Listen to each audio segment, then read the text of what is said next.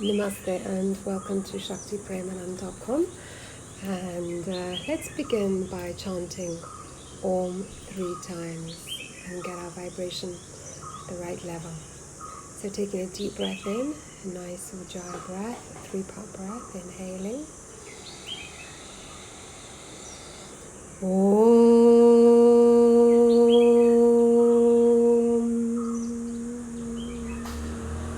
Once more. Inhale. Om.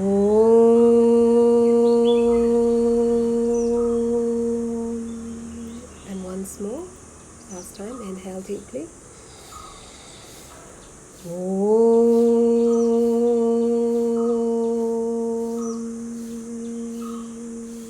Welcome.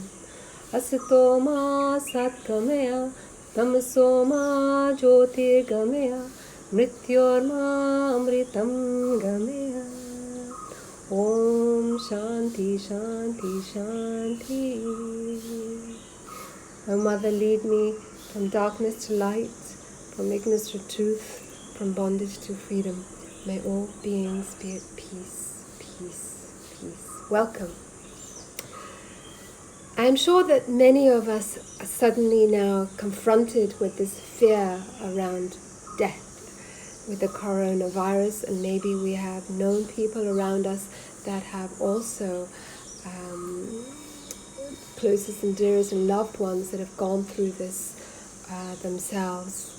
So it's very topical, but over and above that, I wanted to talk about it specifically because death is one of those topics that is not widely spoken of, like money.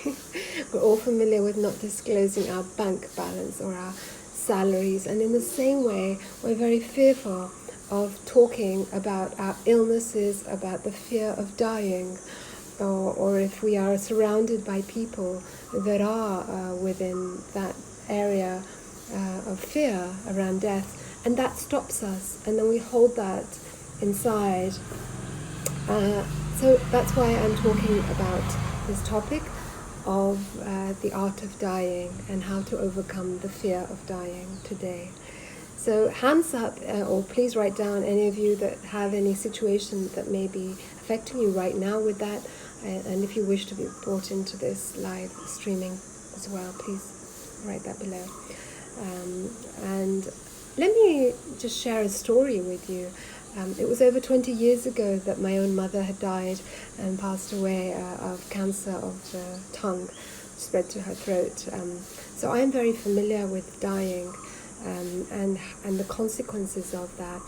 And one of the things that I would like to share from that and that experience that I had with my own mother's death was that it was because of her death that I realized that there's something greater, that there is something greater than this life that I was living, which was a beautiful life. I was in that success ladder of materialism. I had all the trappings, but it was the consequence of my mother's death that led me to believe there's something greater. And how did that something greater actually emerge? Well, it was a form of a miracle. I don't know if many of you are intuitive or psychic here, but I clearly was, and it was a vibrational thought that had entered into my mind from my mother saying, do not think of me as you have known me, but when you think of my guru, I will be with you. Now, I am not spiritual in those days. I was very much on the success ladder. But this thought from a body that was waiting to be cremated entering into me was like a bit of a shock, because I had never thought of spirituality, I never thought of gurus, I never thought of meditation. So death is also an invitation to the loved ones that are around us to really go deep within ourselves and connect from a deeper sharing of what is our life actually really all about. Those big questions suddenly surface, as they are surfacing now for us with the COVID-19 virus, and with also being in lockdown. Our freedom is taken away, and suddenly we have a threat that no one actually knows currently how to cure. And so all they can do is lock us up It's like in the olden days when they would cut off a limb when somebody was ill. So in the same way, we are being confined and confronted to face this reality of dying, potentially, if we should get it when we are. So how do we overcome this? I know it's been put out there widely, and I myself profess to it, is that by going within. By going in within and finding the eternal that does not die. And what is that eternal? Well, let me tell you another story. I'm sure a lot of you have heard of Buddha. And Buddha was a prince. And in his kingdom, his father, who was on his birth, had an astrologer. And the astrologer had predicted that as soon as the Buddha had known about death, then he would leave the material world and go and seek the truth. So under no circumstances should he actually understand what it is that death is. But Buddha, being Buddha and a rebellious figure, kind of like myself, and probably a lot of you that are listening in here, so he was on his gallivant around the kingdom, and with a horseman who would take him around secretly because he wasn't actually allowed to go out of the palace walls. And as he was wandering around his kingdom, he saw age and old people. And then he realized that the power of age, that they were shrinking, they were dying. And then he asked his driver, why is that man ill? What is going on with him? And the man was reluctant to tell him the truth, because the truth was that this man was dying, and he knew that if he had told Buddha about death, then that would pull him away from his kingdom. But he thought to himself, I cannot lie. This is too grave a sin. And death is a certainty for everybody. So he said to the Buddha, this man is dying, and death will come to everybody. And so as a consequence of that, Buddha then went on his journey and looked at his teachings, worldwide and phenomenal. So you can now begin to realize that there is a power in being confronted with the fear of death as well as death itself. And that overcoming of that fear is what we're going to talk about next. So I'd love to hear from any of you who are currently facing any of this in your own lives. Do write down below if you're confronted by fear of dying. I'd love to bring you in or share this conversation with you.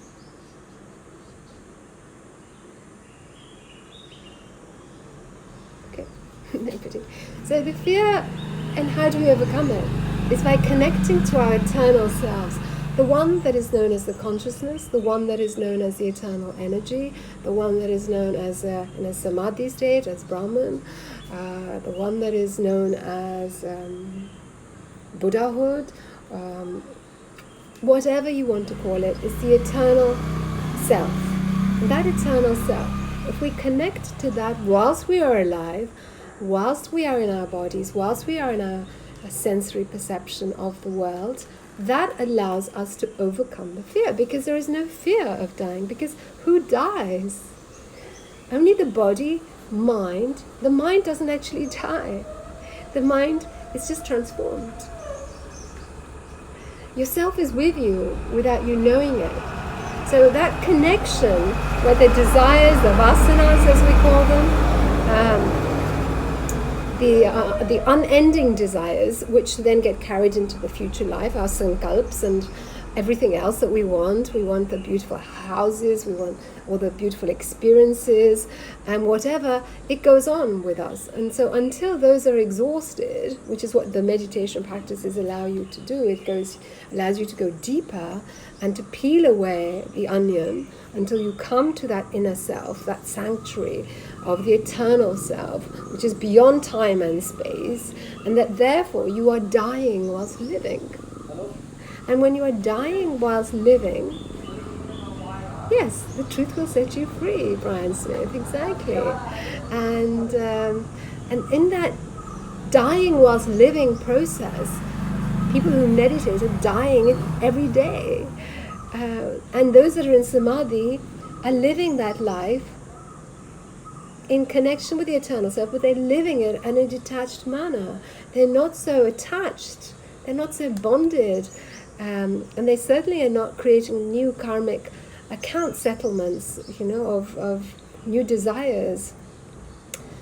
So overcoming the fear, then, as I have said, is to connect from deep within to the eternal self. That eternal self connection can only ever happen through meditation, because the mind and the pull that we have, the attractions that we have, and the aversions that we have, and the desires are endless, and they will continue to be endless until one really goes within and connects to that inner self through meditation.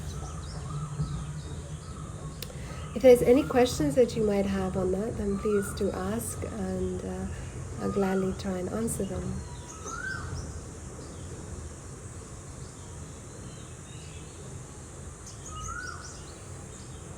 So, if there are no questions, let's just end this by silence. I do not want a visual guided one, but I will just ask you to connect to your third eye or to your heart and allow yourself to just feel into whatever is present, watching the thoughts, whatever is going on, observing the body sensations, and just feel connected to within. You can do this with open eyes or with closed eyes. So we're just meditating now.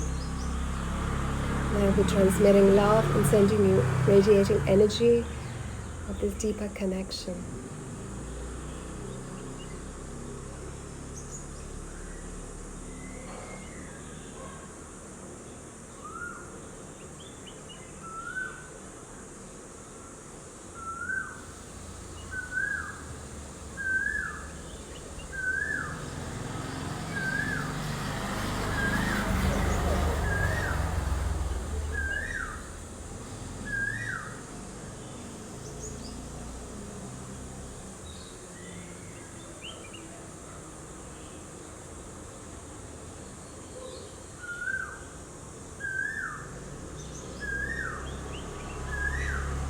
And I will leave you with just this for your inquiry for the rest of the day, to find the space between the two thoughts. And in that space, that's where your self resides. So pause and just let the thinking that's currently out there, that mentality, just be a witness, detach, step back. Namaste.